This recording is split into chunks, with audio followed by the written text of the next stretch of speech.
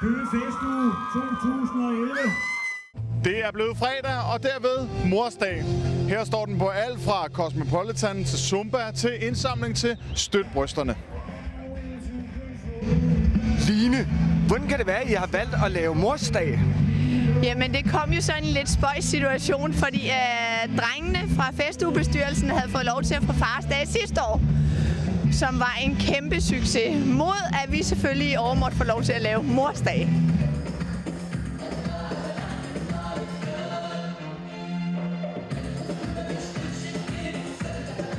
Det har været en super dejlig dag, og folk har været glade og positive, og som I kan se her på torvet, har der været en masse lækre stande, hvor tøserne har kunne gå rundt og shoppe, og de har virkelig hygget sig og nydt det.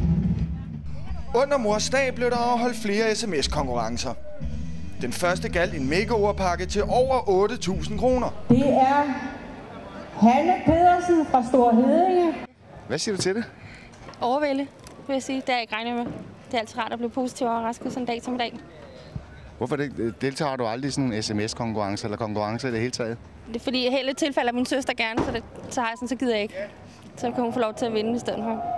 Er det så hende, der har skrevet sms'en? Nej, det klarer jeg selv den her gang. Selvom det var Mors Dag, var der også lidt for fædrene at kigge på i Torvebyen.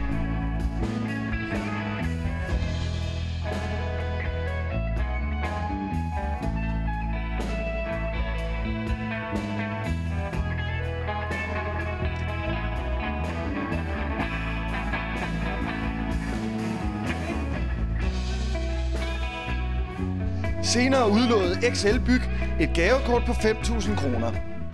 Niels, du skal lige fortælle dig med et check der. Yes, det er nemlig muligt at vinde den her gavesæk på 5.000 kroner til XL Byg. Det er Peter Station. Men I skal lige hive jeres mobiltelefoner frem, og så skal I svare på et enkelt spørgsmål. Hej nogen. Inden vinderen blev fundet, indgik Køge TV's Niels Gisli og festugens konferencier Michael Gram et væddemål. Så skal du udfordre dig. Hvis der kommer langt over 100 sms'er ind, så skal du tage imod en udfordring. Og hvis ikke, så tager jeg imod en udfordring. Michael måtte sande, at han ikke vandt og måtte derfor optræde under sit nye alter ego, Alpefilm. En stor hånd til Michael Epstein!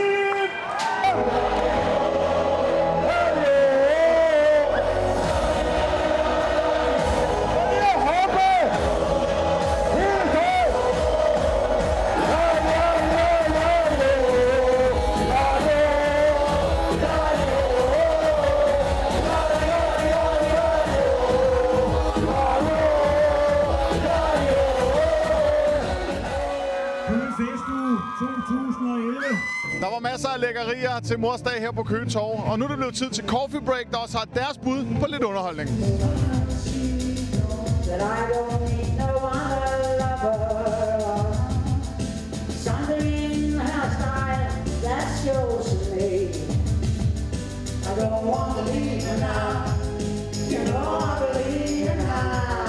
Coffee Break, det er tredje år i træk, I spiller her på Køge Festuge. Hvordan synes I selv, det gik i dag? Vi synes, det gik rigtig godt, og de folk, der stod der, de blev stående. Og de gik ikke hjem, det var dejligt. Det er vi glade for.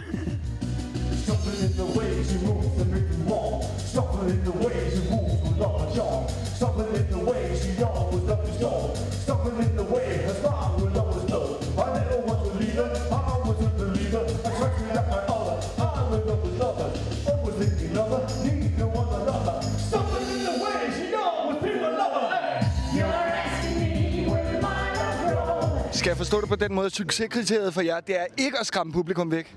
Det er ikke at skræmme publikum væk, men at de bare bliver stående og glor på os, det er skønt. Og hvad med selve jeres optræden? Er I tilfreds med hvordan den forløb? Ja, da lydmanden endelig fik lavet det, han skulle, så kørte det jo rigtig, rigtig flot. Det synes jeg. Og hvad med næste år? Kan vi forvente at se jer tilbage for 4 år i træk? Det tror jeg helt bestemt. Altså, det skulle der ikke være noget til hinder for. Vi har hængt ud sammen i 15 år mindst. Så det går. Det går.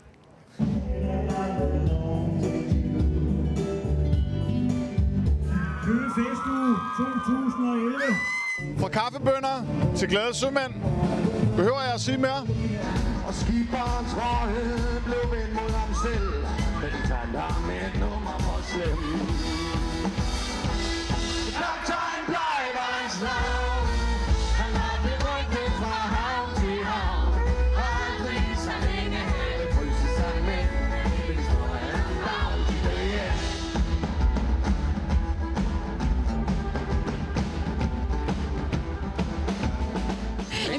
lige fået de glade sømmerne her med backstage, og vi skal lige spørge dem, hvad de selv synes om deres fede arbejde på scenen. Hvad synes I?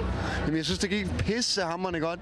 Der var så mange glade mennesker og nogle rigtig lækre unge damer. Så, du var meget i snakhumør i dag. Ja. Så det var bare super fedt. Det var hyggeligt.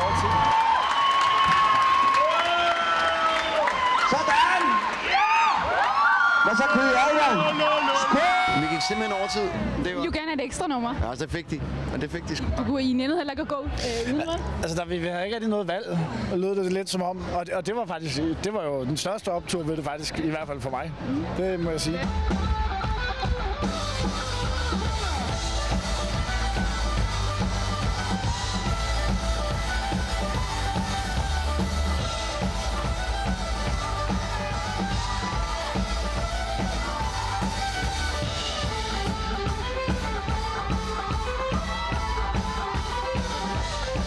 Er I friske på at komme til næste år, hvis der skulle blive en næste køfest? Lad os bare sige, at det må stå hen i uvisse, men hvis vi bliver spurgt, så vil vi meget gerne komme. Det er jo ikke op til os, men selvfølgelig vil vi det. Det bliver fantastisk, forhåbentlig. Altså, det er jo dyrt. Det er jo så ufatteligt dyrt jo til næste år. Der er jo gratis øl. Der er gratis øl, og det er, men det er en fed scene og fed fest, og det har det altid været. Vi har spillet her mange år, så det er super fedt.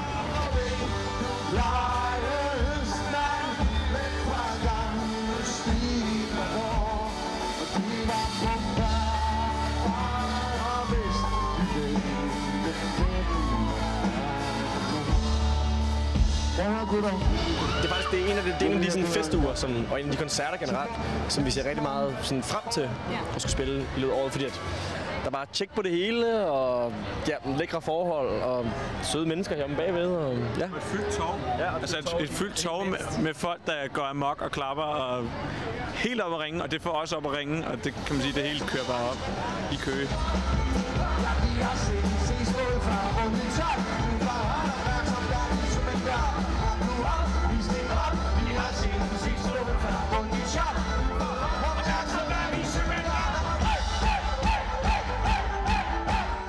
Med helt hånden på hjertet, lavede I nogen som helst fejl overhovedet? Var der nogen fejl?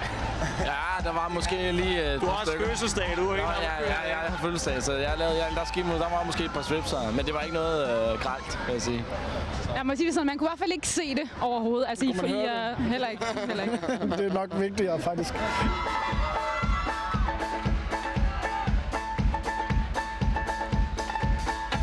Knap 1 bajer op, knap 2 bajer op.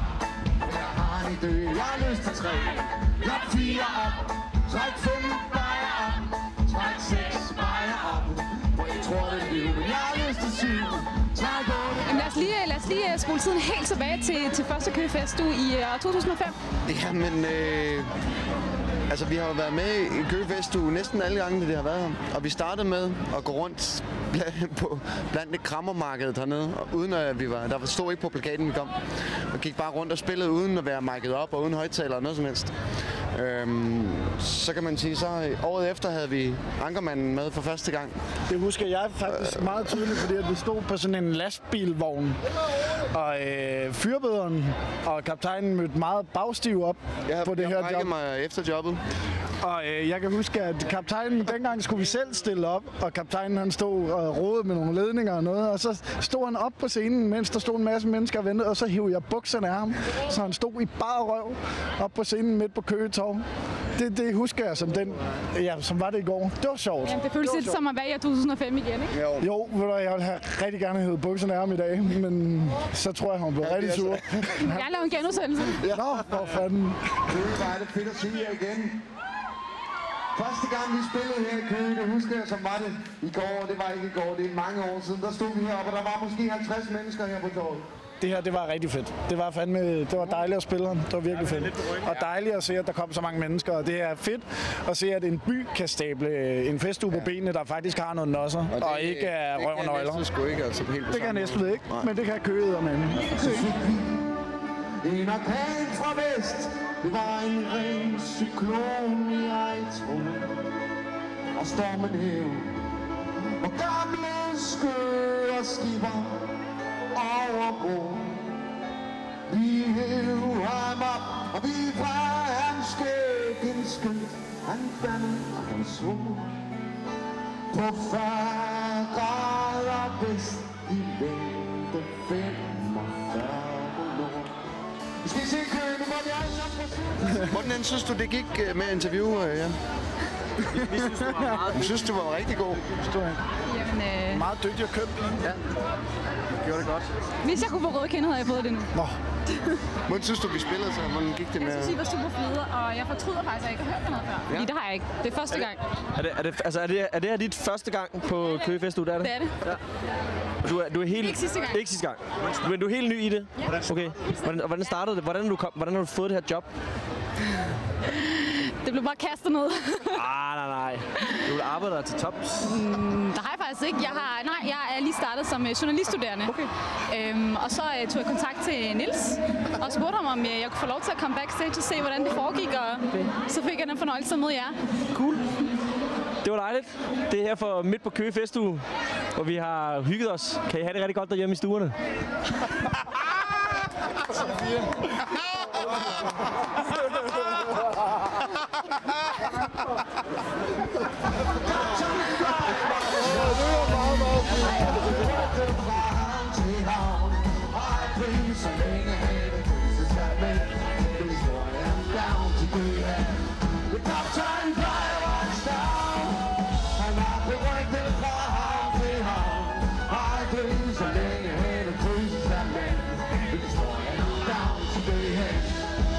Køge Festuge 2011.